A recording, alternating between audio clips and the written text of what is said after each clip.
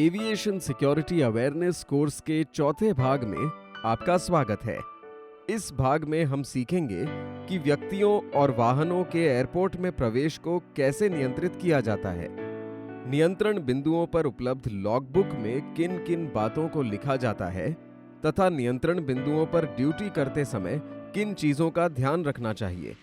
साथ ही हम ये भी जानेंगे कि किसी संदेहास्पद व्यक्ति को कैसे पहचानते हैं।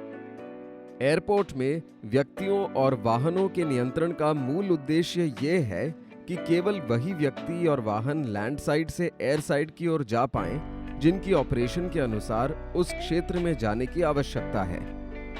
ऐसे सभी बिंदु अर्थात प्रवेश द्वार हर समय सुरक्षा बलों द्वारा नियंत्रित किए जाने चाहिए और अगर वो उपयोग में नहीं है तो उन्हें लॉक किया जाना चाहिए। एयरपोर्ट में काम करने वाला कोई भी व्यक्ति केवल इन्हीं नियंत्रित प्रवेश द्वारों से सिक्योरिटी रिस्ट्रिक्टेड एरिया में प्रवेश करेगा, चाहे वो कोई भी हो। इसमें हवाई जहाज के पायलट और क्रू भी शामिल हैं। इन प्रवेश द्वारों के अतिरिक्त अन्य किसी भी स्थान से किसी भी व्यक्ति को हवाई अड्डे में प्रवेश की अनुमति नहीं होती है। इन प्रवेश द्वारों को भौतिक रूप से किसी सुरक्षा कर्मी द्वारा ड्रॉप आर्म बैरियर या टर्न स्टाइल बैरियर की मदद से नियंत्रित किया जाता है। कई स्थानों पर सुरक्षा कर्मी नहीं होते और इन प्रवेश द्वारों को ऑटोमेटेड एक्सेस कंट्रोल सिस्टम से नियंत्रित किया जाता है। स्वचालित प्रवेश नियंत्रण सिस्टम कई प्रकार के हो सकते हैं। इनमें कोडेड कार्ड, प्रॉक्सिमिटी कार्ड और बायोमेट्रिक सिस्टम प्रमुख हैं। अब हम देखेंगे कि किन लोगों को हवाई अड्डे में प्रवेश करने की आवश्यकता होती है।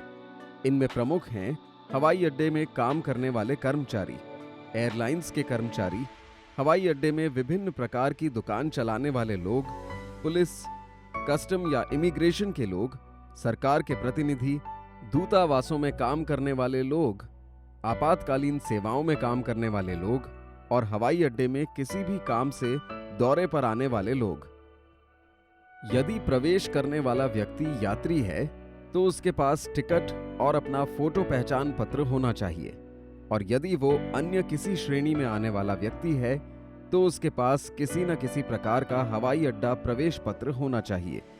किसी भी हवाई अड्डा प्रवेश अधिकार पत्र पर व्यक्ति का नाम, उसका फोटो, ये अधिकार पत्र हवाई अड्डे के जिस भाग के लिए वैध है उस भाग का नाम, अधिकार पत्र के वैध रहने की तिथि, अधिकार पत्र का सीरियल नंबर तथा जारी करने वाले अधिकारी के हस्ताक्षर होने चाहिए। किसी भी व्यक्ति को हवाई अड्डा प्रवेश अधिकार पत्र जारी करने से पहले उसका बैकग्राउंड चेक किया जाता है। ये बैकग्राउंड चेक पुलिस वेरिफिकेशन के माध्यम से किया जाता है। पुलिस वेरिफिकेशन से ये सुनिश्चित होता है कि उस व्यक्ति का कोई भी आपराधिक रिकॉर्ड तो नहीं है या वो व्यक्ति अन्य किसी प्रकार की गैर कानूनी गतिविधियों में संलग्न तो नहीं है। पुलिस वेरिफिकेशन के माध्यम से बैकग्राउंड चेक होने के बाद ही किसी व्यक्ति को हवाई अड्डा प्रवेश अधिकार पत्र जारी किया जाता है। हवाई यात्री के परिवारजनों या मित्रों को सिक्योरिटी रिस्ट्रिक्टेड एरियाज में आने की अनुमति नहीं दी जाती है।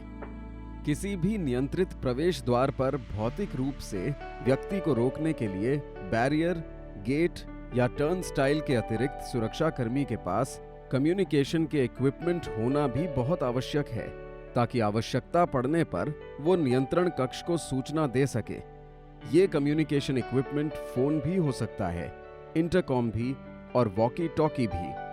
हथियारों तथा विस्फोटकों की जांच के लिए मेटल डिटेक्टर, एक्सरे तथा एक्सप्लोसिव ट्रेस डिटेक्टर भी ऐसे नियंत्रित प्रवेश द्वारों पर उपलब्ध होने चाहिए। किसी भी ऐसे प्रवेश द्वार पर ड्यूटी कैसे की जानी चाहिए, इसका एसओपी भी वहां पर उपलब्ध होना चाहिए तथा साथ ही कोई भी लॉग एंट्री करने के लिए एक लॉग बुक भी वहां पर होती है। सुरक्षा कर्मी को ड्यूटी के दौरान प्रवेश द्वार को छोड़कर कहीं और जाने की आवश्यकता ना हो, उसके लिए वहां पर शौचालय की व्यवस्था होना भी आवश्यक है। अब हम जानेंगे कि एक सुरक्षा कर्मी को लॉग बुक में कौन सी बातें लिखनी चाहिए। इनमें सबसे पहले उसके ड्यूटी शुरू करने का समय, ड्यूटी शुरू करते समय विभिन्न यंत्रों की स्थिति अर्थात वो काम कर रहे हैं या नहीं, ये भी लॉग बुक में लिखा जाना चाहिए। यदि इस प्रवेश द्वार पर कोई भी घटना घटती है तो उसका ब्यौरा भी लॉगबुक में दर्ज होना चाहिए। प्रवेश द्वार पर जो भी इक्विपमेंट या दूसरी वस्तुएं उपलब्ध हैं, उन सब की एक सूची भी लॉगबुक में लिखी जाती है। यदि कोई भी उच्च अधिकारी इस प्रवेश द्वार का निरीक्षण करने के लिए आते हैं, तो उनके दौरे से संबंधित ब्यौरा भी लॉगबुक में लिखा जाएगा। कोई भी ऐसा व्यक्ति जिसके पास उचित प्रवेश अधिकार पत्र नहीं है और वो यदि ऐसे प्रवेश द्वार से हवाई अड्डे में घुसने की कोशिश करता है, तो इस घटना का ब्यौरा भी लॉगबुक में लिखा जाएगा। वो सभी वाहन जिन्हें हवाई अड्डे में घुसने की अनुमति इस प्रवेश द्वार से दी गई है, उन सब के ब्यौरे भी लॉगबुक में लिखे जाएंगे। हर घटना का ब्यौरा समय और दिनांक के साथ लिखा जाएगा। साथ ही ये भी दर्ज किया जाएगा कि ये लॉग एंट्री किस सुरक्षा कर्मी ने की है। कोई भी अन्य बात जो कि महत्वपूर्ण है, वो लॉगबुक में लिखी जाएगी। अब हम हवाई अड्डे में वाहनों के प्रवेश को नियंत्रित करने के बारे में चर्चा करेंगे। किसी हवाई अड्डे में वाहनों के प्रवेश को नियंत्रित करने के उद्देश्य में उस हवाई अड्डे की सिक्योरिटी और सेफ्टी के साथ साथ ये भी सुनिश्चित करना होता है कि हवाई अड्डे के अंदर वाहनों की भीड़ भाड़ से बचा जा सके। जिस प्रकार हमने उन लोगों की विभिन्न श्रेणियों को जाना था जिन लोगों को हवाई अड्डे में प्रवेश की आवश्यकता हो सकती है, उसी प्रकार वाहनों की भी वही श्रेणियां हैं, जैसे कि हवाई अड्डे में काम करने वाले कर्मचारियों के वाहन, एयरलाइंस के वाहन, पुलिस, इमिग्रेशन और कस्टम के वाहन, आपातकालीन सेवाओं के वाहन, राजदूतों के वाहन आदि आदि। हवाई अड्डे में प्रवेश करने वाले हरेक वाहन की सुरक्षा जांच किया जाना आवश्यक है। हवाई जहाज के क्रू को ले जाने वाले वाहन, मूल्यवान कार्गो को ले जाने वाले वाहन, कैदियों को ले जाने वाले वाहन और डिपोटीज को ले जाने वाले वाहन की विशेष रूप से सुरक्षा जांच की जाती है। जिस प्रकार व्यक्तियों के प्रवेश को नियंत्रित किए जाने वाले द्वार पर विभिन्न इक्विपमेंट्स होते हैं, उसी प्रकार वाहनों को नियंत्रित किए जाने वाले द्वार पर भी इक्विपमेंट होते हैं। इनमें से मुख्य हैं बैरियर, गेट, टर्नस्टाइल, कम्युनिकेशन के इक्विपमेंट और हथियार तथा विस्फोटक को ढूंढने वाले इक्विपमेंट। इसके अतिरिक्त वाहन की जांच करने के लिए लाइट और मुड़े हुए शीशे भी ऐसे प्रवेश बिंदु पर आवश्यक होते हैं। प्रवेश द्वार की लॉगबुक और उस प्रवेश द्वार पर ड्यूटी करने के नियम बताने वाला एसओपी भी वहां पर उपलब्ध होना चाहिए। वाहनों के प्रवेश को नियंत्रित करने वाले प्रवेश द्वारों की लॉगबुक में भी उसी प्रकार की सभी बातें लिखी जाती हैं, जैसे व्यक्तियों को नियंत्रित करने वाले प्रवेश द्वारों की लॉगबुक में बताई गई थी। कई स्थानों पर तो व्यक्तियों को नियंत्रित करने वाले और वाहनों को नियंत्रित करने वाले प्रवेश द्वार एक ही होते हैं, अतः लॉगबुक भी एक ही होती है। कोई भी वाहन जो कि हवाई अड्डे में प्रवेश करना चाहता है, उसके लिए एक विशेष प्रकार का वाहन प्रवेश अधिकार पत्र जारी किया जाता है। इस अधिकार पत्र में वाहन की विभिन्न जानकारियां होती हैं, जैसे कि वाहन का रजिस्ट्रेशन नंबर, वाहन के मालिक संस्थान का नाम, उस वाहन को हवाई अड्डे के किस भाग में प्रवेश की अनुमति दी गई है, उस भाग का नाम, ये अधिकार पत्र कितने समय तक वैध है, उसकी तिथि, ये वाहन किस प्रवेश द्वार से हवाई अड्डे के अंदर जा सकता है, उस प्रवेश द्वार का नाम या नंबर और जारी करने वाले अधिकारी के हस्ताक्षर। किसी वाहन के हवाई अड्डे में प्रवेश करने के लिए उस वाहन का प्रवेश अधिकार पत्र होने के साथ साथ कुछ अन्य अधिकार पत्र भी होने चाहिए। इनमें प्रमुख हैं ड्राइवर का सामान्य ड्राइविंग लाइसेंस, ड्राइवर का प्रवेश अधिकार पत्र, ड्राइवर का एयर साइड ड्राइविंग परमिट और वाहन का एयर साइड सेफ्टी स्टेटस।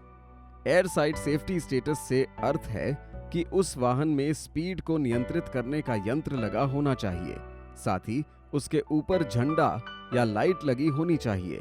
इन सारी शर्तों को पूरा करने के बाद ही कोई वाहन हवाई अड्डे में प्रवेश कर सकता है। हवाई अड्डा सुरक्षा एजेंसी के गुप्तचर विभाग के लोग सादे कपड़ों में हवाई अड्डे के विभिन्न भागों में घूमते रहते हैं और यात्रियों तथा अन्य व्यक्तियों पर नजर रखते हैं। ये सुरक्षा कर्मी लोगों के विभिन्न लक्षणों से उनके संदेहास्पद होने का अनुमान लगा लेते हैं और आवश्यकता पड़ने पर ऐसे लोगों से पूछताछ या आगे की जांच करते हैं।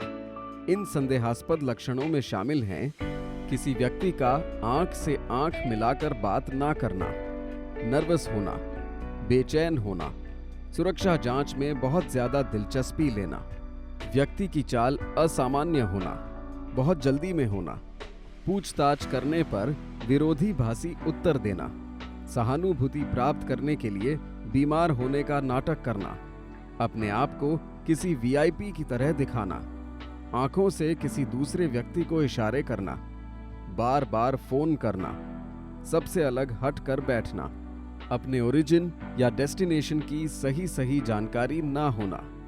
ऐसे सभी लक्षण इस बात की ओर इशारा करते हैं कि वो व्यक्ति संदेहास्पद है और ऐसे व्यक्ति की आगे जांच करने की आवश्यकता है।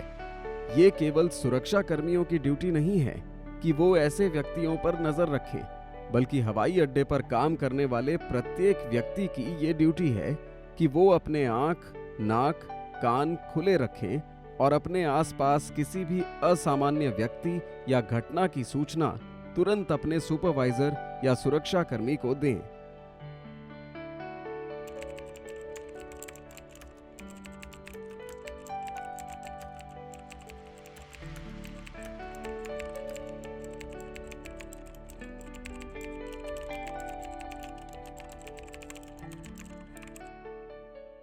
इस प्रकार इस कोर्स का चौथा मॉड्यूल यहाँ पर समाप्त होता है।